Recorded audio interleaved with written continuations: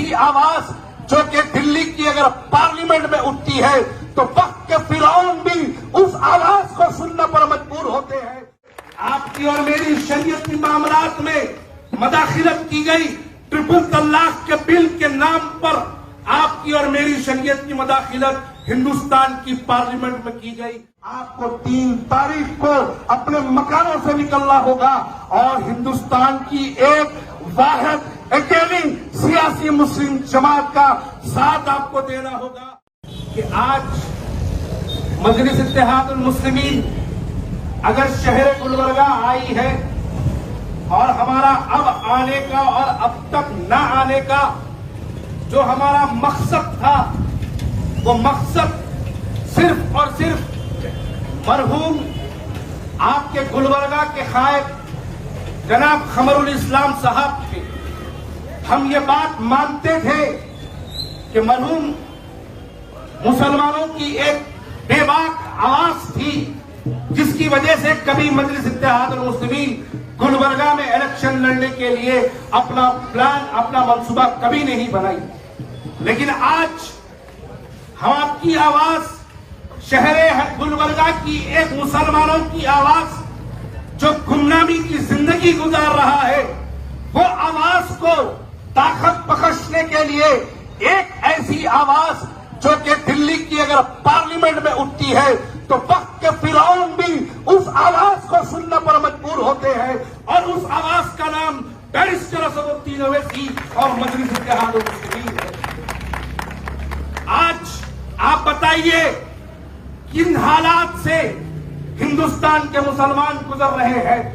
CA NRC का मसला हुआ तो हिंदुस्तान की पार्लियामेंट में कोई आपके इतने रुकने पार्लियामेंट बैठे थे, लेकिन अल्लाह ने किसी की जबान में वो अल्फाज तक नहीं डाला जो अल्फाज बैरिस्टर असदुद्दीन ओवैसी हिंदुस्तान की पार्लियामेंट पर बोले। आपकी और मेरी शरीयती मामलात में मदाखिलत की गई, ट्रिपल तलाक के बिल के नाम पर आपकी और मेरी शरीयत की मदाखिलत हिंदुस्तान की पार्लियामेंट में की गई। और भी बहुत से रुकने पार्लियामेंट बैठे थे, आपका भी रुकने पार्लियामेंट बैठा था, लेकिन कोई मुसलमानों की नुमाइंदगी करने के लिए वहां पर आवाज नहीं उठी। उस शरीयती मामलात में जब बिल पेश किया पूरी पार्लियामेंट के अंदर हिंदुस्तान का एक ही शेर था, वो शेर हैदराबाद से दिल्ली की पार्लियामेंट तक पहुंचकर वहां पर एहतजाज दर्ज करवाने वाला वो मजलिस इत्तेहादुल मुस्लिमीन हुई।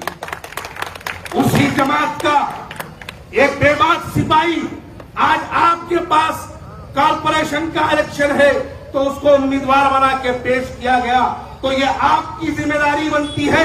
आपका एक एक वोट सिर्फ अजहर मुबारक को कामयाब नहीं करेगा, बल्कि आपका एक एक वोट बैरिस्टर असदुद्दीन ओवैसी साहब की ताकत बनकर हिंदुस्तान की पार्लियामेंट में और बेबाकी से हिंदुस्तान के मुसलमानों की नुमाइंदगी करने के लिए आपको 3 तारीख को अपने मकानों से निकलना होगा और हिंदुस्तान की एक वाहिद अकेली सियासी मुस्लिम जमात का साथ आपको देना होगा। उसके लिए आपको पतंग के निशान पर वोट डालना होगा और इनको कामयाब करना होगा।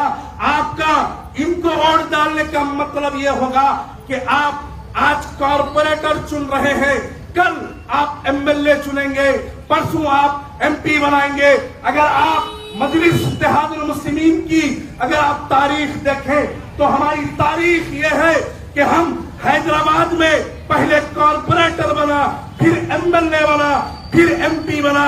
आप अगर महाराष्ट्र देखेंगे तो औरंगाबाद में पहले कॉर्पोरेटर बना, फिर एमएलए बना, फिर एमपी बना। अब गुलबर्गा वालों तुम्हारी जिम्मेदारी है, पहले कॉर्पोरेटर बनाओ, फिर एमएलए बनाओ, फिर एमपी बनाओ। ये तुम्हारी जिम्मेदारी है और इस जिम्मेदारी को समझते हुए 3 तारीख के दिन आपको अजहर मुबारक को वोट देना होगा। एमआईएम मजलिस इत्तेहादुल मुस्लिमीन पतंग के निशान को कामयाब करना होगा। आपका एक एक वोट मजलिस इत्तेहादुल मुस्लिमीन की बेबाकी में और इजाफा करेगा। आपका एक एक वोट असदुद्दीन ओवैसी साहब की ताकत बनकर उनकी आवाज को और ताकत देगा ताकि हिंदुस्तान के हर मुसलमानों की में आप तमाम से एक दर्द-मंदाना अपील करता हूं कि 3 तारीख के दिन अजहर मुबारक को मजलिस इत्तेहादुल मुस्लिमीन को अपने वोटों से नवाजे, और न ही सिर्फ वोट दे बल्कि आप ये दुआ भी करें कि मजलिस इत्तेहादुल मुस्लिमीन के तमाम कैंडिडेट्स को, तमाम उम्मीदवारों को अल्लाह ताला भारी अक्सरियत से कामयाब करे। इस दुआ के साथ मैं आपसे रुखसत लेता हूँ। वाखिर दावाना अल्हम्दुलिल्लाहि रब्बिल आलमीन।